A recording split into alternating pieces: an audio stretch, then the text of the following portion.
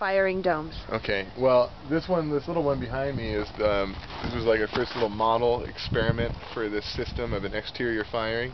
So you can see the glazes are a bit inconsistent and stuff, but the fact is that we did fire it. You can see this little black cage back here is what we did was we built that steel cage around the exterior of the dome, and then we wrapped the whole thing up in Kaowool. I'm not sure if you know what that is. It's a ceramic fiber blanket. It's pretty much like fiberglass. It's pure spun silica. So it's 100% refractory. You know, it's 1-inch thick layers enough to retain all that heat. So that's pretty much what we're going to do here. And instead of using a steel frame, because I know that wouldn't work on a large scale, I kind of just winged it on the small one because we didn't have a lot of time, and figured we could probably get away with it because it wasn't that big of a one, and you know, I knew that it wasn't going to melt, but that metal does get soft at those temperatures. You know, if you go up hot enough, it will melt. So you got to use something else.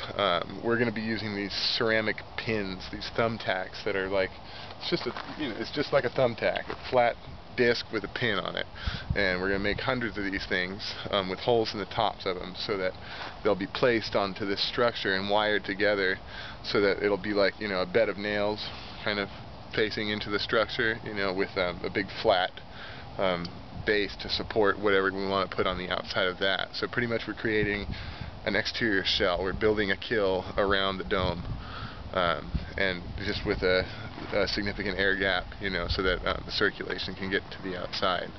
And that's pretty much it. And then we'll plug it in. You can fire it with any fuel you want: wood, propane, gas, oil, whatever. We're going to use propane for this one, just because that's what we got. You know, that's going to be the easiest way to do it for us. But yeah, so the idea is to create fired and glazed ceramic structures. You know, interior and exterior. You know, there's a lot of benefits to a glaze on the exterior. It's a durable, waterproof finish. You know, it's beautiful. And are you using glazes that one would use with pottery? Sure. Yeah. You know, I mean, each clay is different, of course. So, like, even in pottery, you know, if I'm using one type of clay and a different type of clay, the same glaze may act differently on that clay. You know, it might start cracking on one clay body where it doesn't crack on another one because it's not fitting. So each specific case, you know, especially when you're using, this is pre-fired brick, so it's a little bit different story.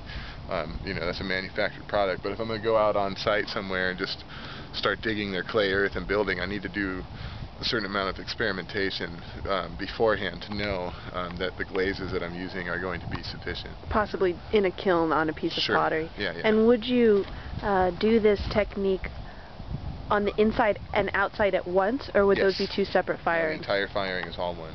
And you would paint it on?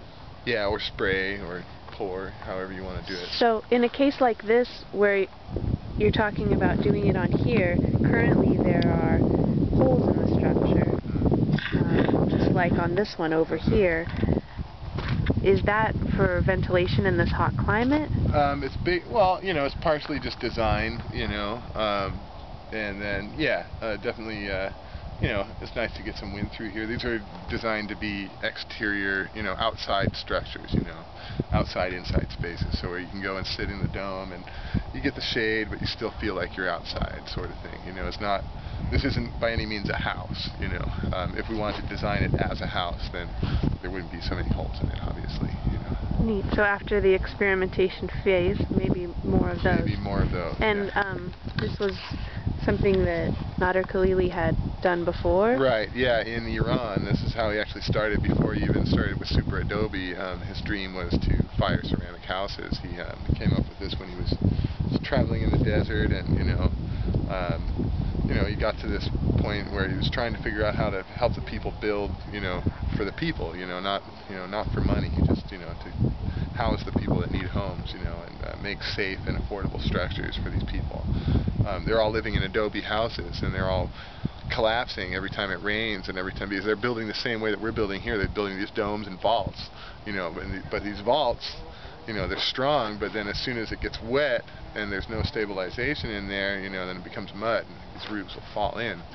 So he came to a point where he found this old Kaval kiln where they fire all these bricks, and he saw this thing. He's like, well, this is the same shape. This is just like the houses in the village 100 yards away, but this one's been here for 200 years. What's the difference? This one's, okay, well, obvious. This one's been fired. It's the same material. So, that's where he got his inspiration for that, and then he went on to fire an entire village of houses, from the inside, and even glazed a couple on the inside. Then he went and built a school. I don't remember how many rooms were in this school. Some big school out there from raw adobe blocks, and then fired the entire thing into a monolithic structure.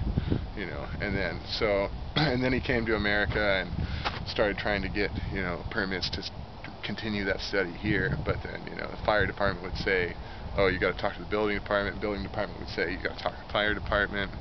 He couldn't get anywhere with that, and then it came up where he started in with a super Adobe thing because something inspired him to write this proposal to NASA, because there was like a call for prototypes or ideas for lunar colonization. How would you build on the moon? So he just applied the same idea of using the Earth, using in situ materials, to build, whereas everybody else's proposals were, oh, I just need to bring, 200 tons of water up to the moon, and well, they say that every pound of material that you ship to the moon costs 2 to 3 pounds of gold.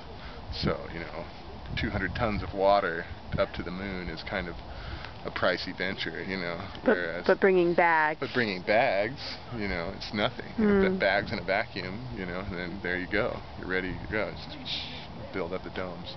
So that's how he got into Super Adobe, and then that research just continued up until recent years, where he's still always wanted to continue the ceramic houses thing, but he's always wanted to see a glazed exterior. He wants to see the outside of this thing fired and glazed. So that's where I'm picking up. There's other students that have also been, studying this, and there's other ones that have come through here before me that have, worked on this project too, in different regards, and actually have gone and fired ceramic structures. I don't think that anybody's fired one on the outside yet, not to my knowledge. So that's what we're going to try to do, pretty much. Nice. I always imagined that it would be a great application for a shower. Oh, sure. Yeah, glazed. Yeah, I mean, and it's just beautiful, and it's fun. And for me as a potter,